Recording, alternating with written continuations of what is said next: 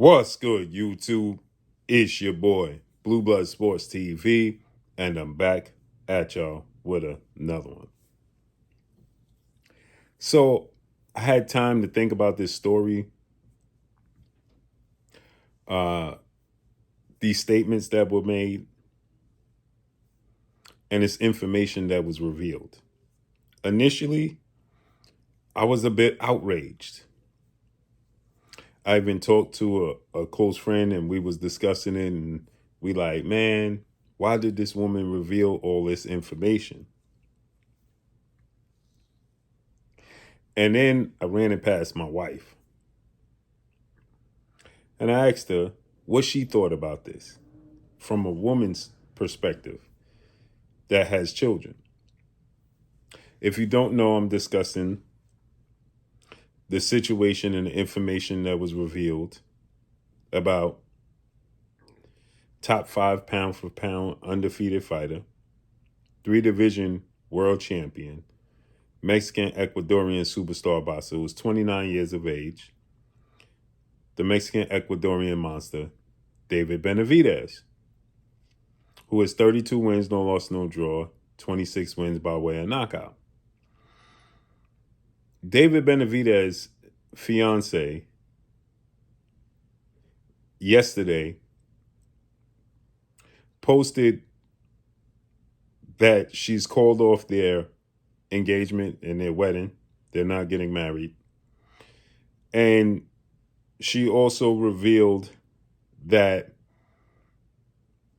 David Benavidez is still dealing with some serious monsters within, and he's still having excessive drug use. If you don't remember, David Benavidez was stripped of his WBC title after he beat Ronald Graville due to drugs use, right? Yayo, to be exact. And she posted that David Benavidez is a great husband, a great father, well, a great partner, and a great father. But he's dealing with these demons that he needs to get rid of. And she realized that she can't force him to change. But she can't sit around and watch him sink. And so initially she posted that he's dealing with substance abuse and she can't deal with it no longer. It's her or the substance. And so initially, again, I was talking to a friend of mine and I'm like, man, why did she reveal all this information? Why did she put that out there? That was unnecessary, right? And I'm like, she's looking for attention. And a friend of mine, he's like, yeah, she's putting her resume out there to see who else would bite, you know? And so I said, this male perspective. So I said, let me run this past my wife and what she thinks.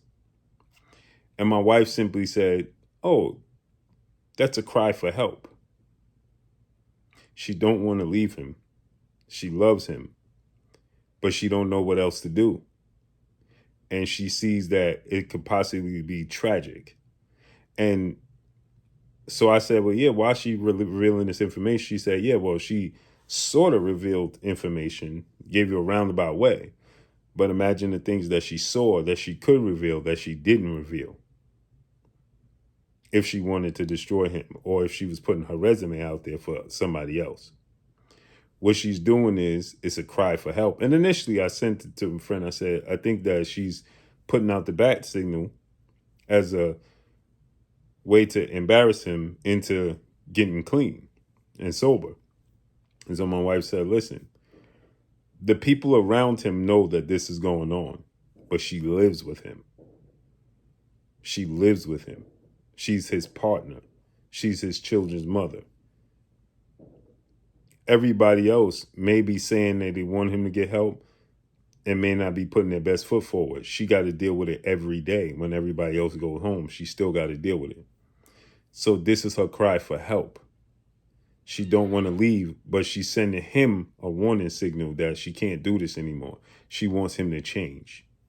She don't want to not marry him. She wants to marry him, but she wants him to change, and she feels like losing her would force him to change.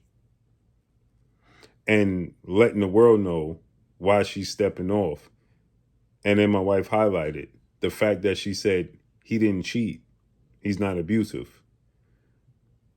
Well, that lets you know that this is a cry for help. And she's afraid for him. And she can't be a part of sitting around and watching him destroy himself, because she's going to feel like she didn't do enough to help him out. And that makes a lot of sense, man. And I hope that David Benavidez gets the message. I hope that David Benavidez gets clean. This is bigger than the sport of boxing, people. I truly like Jose Benavidez Sr. and Jose Benavidez Jr. and David Benavidez, and he got his son. And I truly hope that this is a wake-up call for David Benavidez. And that David Benavidez gets clean and gets the help that he needs. This is bigger than the sport of boxing. These D-rugs out here today's time are dangerous. You can be unalived very quickly with the things they put in there. So I truly, truly hope, this is my sincere message and prayers to David Benavidez, man. You know, I always say this. I have a friend that unalived himself. And every day he had a smile on his face to the public. Now, to me, there was times I knew he was going through a lot of strong, heavy things, but that he could lift it because he was strong. That's why he stayed in the gym. And then one day he couldn't lift that weight no more. But to the world, he had a smile on his face. He was a traveling nurse, helped kids in Africa, stayed in Africa for 6 months helping kids. He was Colombian. He went to Colombia and helped kids in Colombia for 6 months. And one day he called me and he said, "Hey, man, as you guys know, I do cheat days. I was on it heavy. I was working out. This sent me into a depression. That's why I gained the weight that you guys see me, that weight that you guys see me have on. It came from my depression. It came from this situation that I'm telling y'all about. Never told you guys about this. I know there's a lot of people that knew I was in shape prior to gaining the weight that you guys saw me have on for the past few years. And now you see me take it off and back in the gym and training 2-3 times a day because it's always been my passion. But I was dealing with depression. And in the same time I was dealing with depression, a close friend of mine, he called me. He said, "Listen, you want to go get beef patties?" That was our cheat meal. We go kick it, ride our motorcycles, go get beef patties, go to Brooklyn, go to Queens, chill. And this day I said, "No, I had my cheat meal." And he's like, "Come on, brother." It's my boy George. And he said, "Come on, brother." And he would come to my house and just clean his bike and we would just kick it. And he like, "Come on, man, let's go." And I'm like, "Nah, bro, I already had my cheat meal." He's like, "Listen, just one more cheat meal, bro. You can have one more cheat meal." I didn't understand what he was telling me. This is him at my house cleaning his bike that day, the day before, excuse me. And he had a nice Harley, man. And we ride together. And he's like, "Hey, bro, just one more cheat meal, bro. You can." And I'm like, "Nah." He's like, "All right." And he's from Colombia. So he said, "All right, Bendejo." That's what he called me when he get upset. And then he said, "I love you." I said, "I love you too, brother." It's the last conversation we ever had. He wasn't telling me he wanted a cheat meal saying have one more cheat meal, he didn't say have one more cheat meal. He was saying let's have a last cheat meal. Because he was saying goodbye to me. And so from there, I stopped going to the gym. This was me that you guys didn't see before I started training. Huge. In the gym twice a day. Bodybuilding. As I told you guys, this is what I did. When I tell you guys about fighters waiting, y'all laugh and so on and so forth. And I tell you, this is what I did. This is what I did. And this is also what he did. And when he took his life and unalived himself, and I was already dealing with my own depression, I was working in an operating room. I stopped working. I just quit. I worked there for 17 years in the operating room, and I quit. I walked away. And I stayed in my room till my wife got nervous. She thought that I was going to eventually succumb to it just like my boy G did. And I didn't. I'm still here. Right? But what I did do was attempt to unalive myself with food that I hadn't eaten in 10 years, 15 years since I was a teenager. I'm eating M&Ms. I'm eating potato chips. I'm eating Haagen-Dazs ice cream.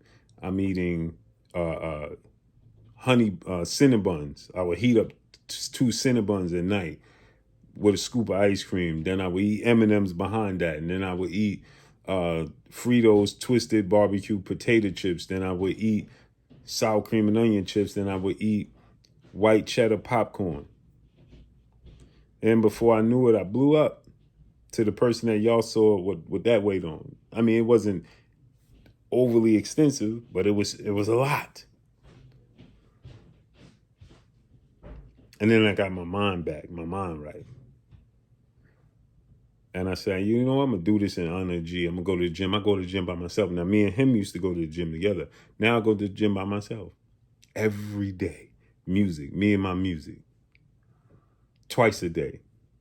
People be like, man, what you doing here again? You was just here this morning. It's my passion. Trying to age backwards.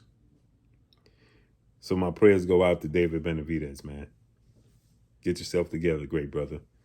And love your family. And that's all I got for y'all. Follow me on Instagram at Blue Blood Sports TV, all one word. I'm gone. Peace.